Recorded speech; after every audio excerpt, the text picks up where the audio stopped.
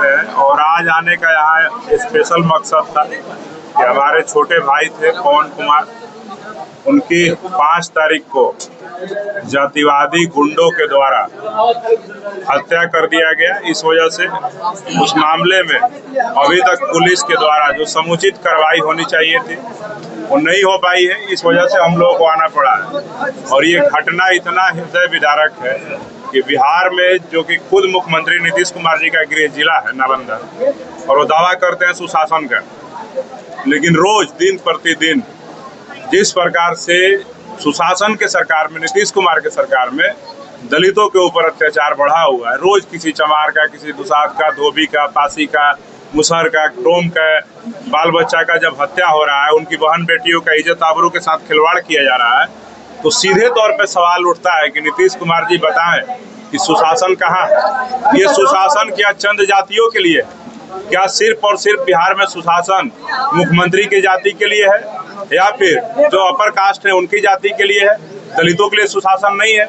इसलिए इस प्रकार की घटनाओं को अंजाम दिया जा रहा है। इसलिए हम लोग यहाँ पे आज पहुंचे हैं और उनकी पवन के न्याय की आवाज को बुलंद करने के लिए आज हम सब, हमारे भीम आर्मी के यहाँ कार्यकर्ता पदाधिकारी, हमारे भीम आर्मी के जिला अध्यक्ष रंजीत कुमार, आजाद समाज पार्टी के जिला अध्यक्ष रोशन जी, हमारे प्रदेश सचिव अनीश जी, हमारे महासचिव मनीष चौधरी जी, और सभी लोग यहाँ पे जो मजबूती से यहाँ सभी लोग पहुँचने का काम किए हैं। कहीं ना कहीं इनके दिल में दर्द है कि हमारे भाई की हत्या हुई और प्रशासन और यहाँ की सरकार जो दावा करती है कि हम क्राइम पे जीरो टॉलरेंस का बात करते हैं, यहाँ पे कहाँ जीरो टॉलरेंस है।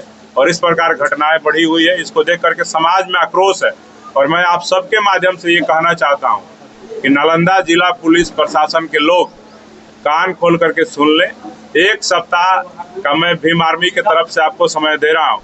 7 दिन में अगर इस मामले में सभी आरोपियों की गिरफ्तारी नहीं होती है, अगर गिरफ्तारी नहीं होती है तो कम से कम कुर्की जब्ती नहीं होती है, परिवार को जो आर्थिक सामाजिक सुरक्षा का जो मुआवजा है वो नहीं मिलता है, तो भीम आर्मी नालंदा जिला एसपी के कार्यालय को घेरने का काम करेगी। और मैं आप सबके बीच चैनल के माध्यम से कह देना चाहता हूं कि हमारे नालंदा जिला के जितने भी SC ST OBC Bahujan Samaj के जो भाई हैं, वो सभी लोग एसपी कार्यालय के घेराव में ज्यादा से ज्यादा संख्या में पहुंचे और अपने भाई पवन के न्याय की आवाज को बुलंद करने का काम करें। आपका परिचय? अमर ज्योति, प्रदेश अध्यक्ष भीम आर्मी बिहार। प्रशासन से आपका क्या फीडबैक है जब आपने बात की?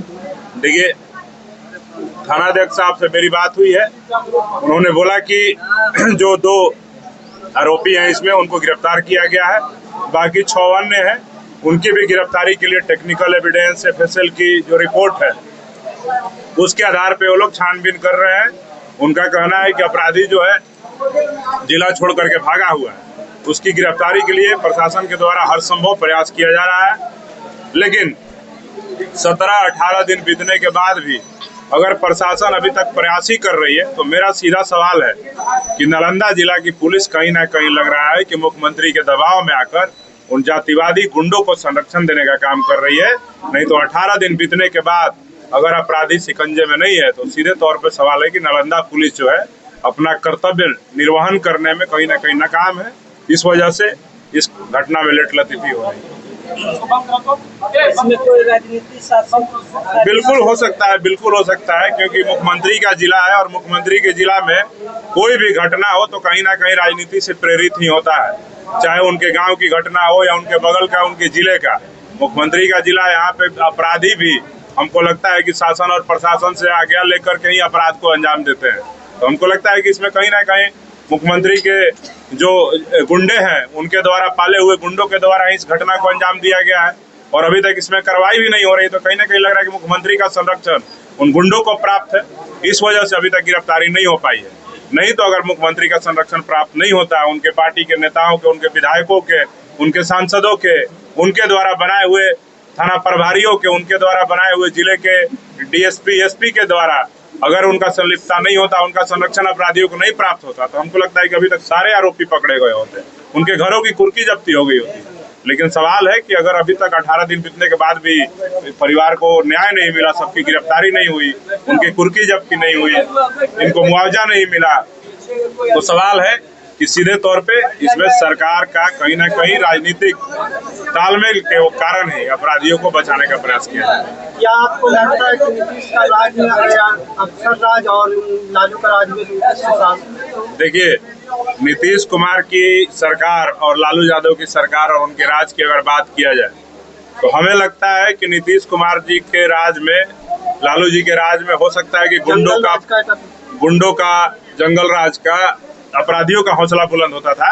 लेकिन नीतीश कुमार जी जब से मुख्यमंत्री बने हैं, गुंडों का भी हौसला मस्त है, अपराधियों का भी हौसला मस्त है, और जिनके ये अफसर हैं जो अफसरशाही चला रहे हैं, थाना में बैठ करके, डीएसपी कार्यालय में बैठ करके, जिला में बैठ करके, इनके भी हौसले मस्त हैं।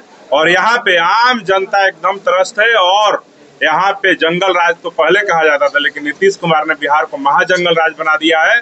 कोई ऐसा दिन नहीं है, कोई ऐसा घंटा नहीं बीतता है कि मेरे फोन पे फोन नहीं आता हो कि इस जिले में दलित की हत्या कर दी गई, इस जिले में दलित की बहन बेटी का बलात्कार कर दिया गया, इस जिले में उनकी जमीनें छीन ली गई। और इस प्रकार की लगातार मेरे पास फोन आते हैं। हर दिन कोई घंटा बाकी नहीं रहता है कि बिहार के किसी जिले से फोन ना आया हो कि वहाँ पे अपराध की घटना को, शोषण अत्याचार की घटना को अंजाम नहीं दिया गया है। तो ये बिहार के मुख्यमंत्री का सुशासन का सरकार नहीं, कुशासन और महाजंगल राज है।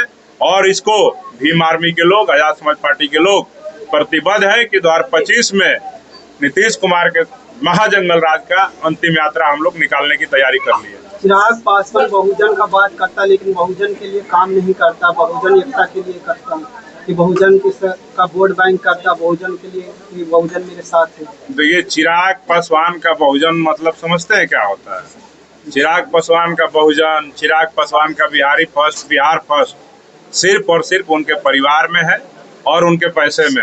आप देखिए ना, लोकसभा का टिकट जब उनको 5 मिला तो एक खुद लड़ गए, एक जीजाजी को लड़ा दिए, और बाकी 3 सीट था वो पैसे पे बेच दिए। तो उनके लिए बहुजन और